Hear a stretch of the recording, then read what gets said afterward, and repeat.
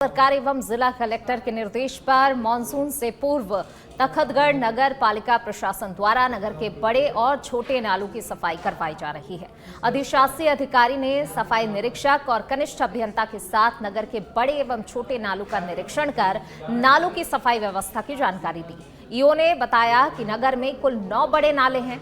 7 नाले की सफाई जेसीबी मशीन द्वारा की जा चुकी है, जबकि 2 नालों की सफाई जल्द ही करवाई जाएगी। निरीक्षण के दौरान कई नालियों की ढंग से सफाई न होने पर सफाई निरीक्षक मुकेश माली को सही ढंग से सफाई करवाने और बबूल की झाड़ियों की कटाई करने के निर्देश दिए गए। टेंडर किए थे नगर पालिका में कुल 9 नाले हैं। 9 लाख का टेंडर किया था हमने, वो पूरे वर्ष भर के लिए किया था। अब वर्तमान में मैंने मौका निरीक्षण देखा है, 7 नाले मतलब कंप्लीट किए। कहीं की कमियां पाई गई है तो ठेकेदार को पाबंद कर दिया है कि ये कंप्लीट मानसून के पहले कंप्लीट करना है। 2 नालों की सफाई करनी है तो 2-3 दिन में वो भी हो जाएगी। पहले ज़्यादा बारिश आती है तो बाढ़ जैसी स्थिति बन जाती है, तो इस बार क्या आपकी क्या तैयारी रहेगी?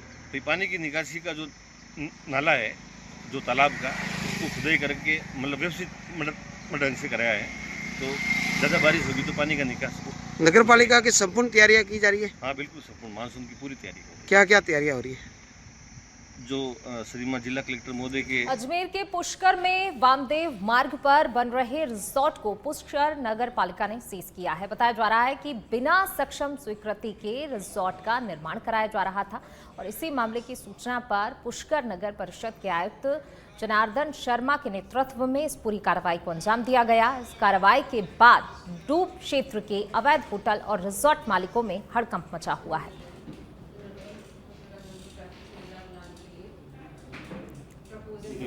देखो, आज नगर परिषद पुष्कर द्वारा जो नगर परिषद क्षेत्र का वामदेव रोड है, उस पर 18,813 वर्ग मीटर पर अवैध निर्माण किया जा रहा था। उस पर नगर परिषद द्वारा नोटिस जारी किए गए। उस नोटिस के उपरांत निर्माणकर्ता द्वारा हमारे यहाँ दस्तावेज पेश किए गए, लेकिन उनके पास केवल पट्टा था, किसी प्रकार की सक्षम भवन अनुमति नहीं थी। चलिए बढ़ेंगे आगे। बात अब बीकानेर की करेंगे, जहां एक युवक की करंट लगने से दर्दनाक मौत हो गई। युवक बिजली पोल पर चढ़कर फॉल्ट निकालने की कोशिश कर रहा था कि तभी उसे अचानक करंट लग गया। घटना के बाद से परिजन धरने पर बैठे हुए हैं और अपनी मांगों को लेकर प्रदर्शन कर रहे हैं। परिजनों का आरोप है कि बिजली विभाग की लापरवाही के कारण यह हादसा हुआ है। ग्रामीणों का कहना है कि जब तक उनकी मांगें पूरी नहीं होती हैं, वे धरना समाप्त नहीं करेंगे।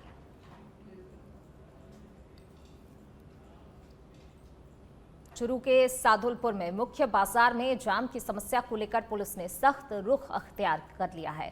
सादुलपुर थानाधिकारी राजेश कुमार सहाग ने स्वयं बाजार का निरीक्षण किया और अवैध रूप से खड़े बड़े वाहनों के खिलाफ कार्रवाई की और कार्रवाई में उनके टायरों की हवा निकाल दी गई। एसएचओ सहाग ने दुकानदारों को भी सख्त निर्देश दिए हैं कि वे अपनी दुकान की हद में ही सामान रखें और फुटपाथ और सड़क पर किसी भी प्रकार का अतिक्रमण न करें। कि समस्त व्यापारीगण से निवेदन है, वह समस्त नागरिकों से भी निवेदन है, बाजार को सुव्यवस्थित रखने के लिए, ट्रैफिक व्यवस्था सुचारू रूप से चलाने के लिए सबके सहयोग की आवश्यकता है। बाजार में अव्यवस्थित सामान नहीं रखें, अव्यवस्थित वाहन नहीं खड़े करें, जिससे आम जन को असुविधा हो। तो सभी से निवेदन है, इसमें सहयोग करें और एक बाजार को सुचारू रूप से चलाने के लिए पूरी जनता से। और अब खबर झालावाड़ से है, जहां पर कलाल समाज के जरिए भारी संख्या में मिनी सचिवालय में ज्ञापन दिया गया है। ये ज्ञापन सुरेंद्र मेवाड़ा के हत्याकांड के मामले का जल्द से जल्द खुलासा करने की मांग को लेकर सौंपा गया है। आपको बता दें कि मंडावर में सुरेंद्र मेवाड़ा की ताबड़तोड़ हमला कर निर्मम हत्या कर दी गई थी। कि हमारे सुरेंद्र जी मेवाड़ा जी हैं, जो भाजपा के नेता हैं, उनकी निर्मम हत्या कर दी गई है धारदार हथियारों गोलियों से करके। और हमारा यही उद्देश्य है कि सबसे पहले वो जो मुलजिम है, अपराधी है, उनको जल्दी से जल्दी अरेस्ट किया जाए और उन पर उचित कार्रवाई की जाए।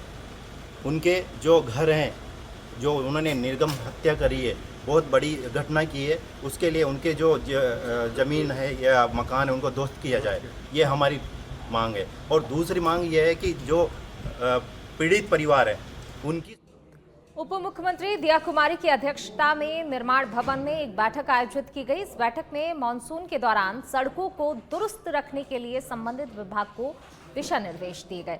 इसके साथ ही संबंधित विभाग के कर्मचारियों को मुस्तैदी से काम करने के लिए भी कहा गया। वहीं इस बैठक में मुख्यालय के अधिकारियों के अलावा प्रदेश के पीडब्ल्यूडी के आला अधिकारी बीसी के माध्यम से इस बैठक में शामिल हुए।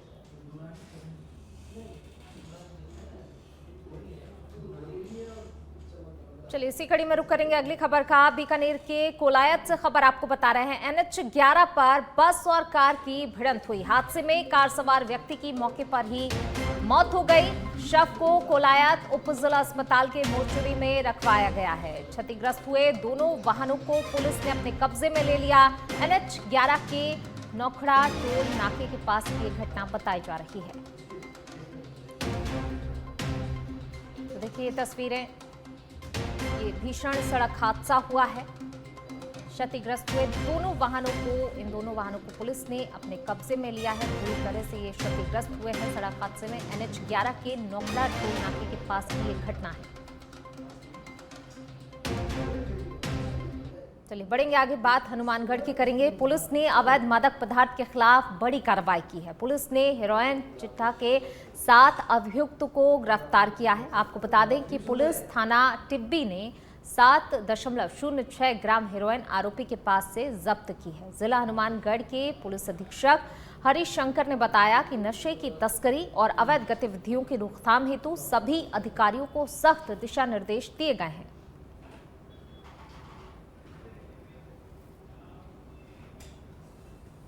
और अब खबर अलवर से है, जहां पॉक्सो कोर्ट संख्या 2 की न्यायाधीश शिल्पा समीर ने नाबालिग बच्ची के साथ बलात्कार करने के मामले में बड़ा फैसला सुनाया है।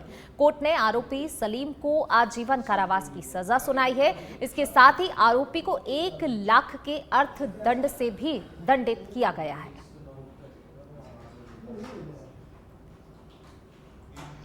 न्यायाधीश शिल्पा समीर जी द्वारा आरोपी सलीम सन ऑफ आजम निवासी मिलकपुर को पोस्को प्रकरण के दौरान आजीवन कारावास की सज़ा से दंडित किया गया है।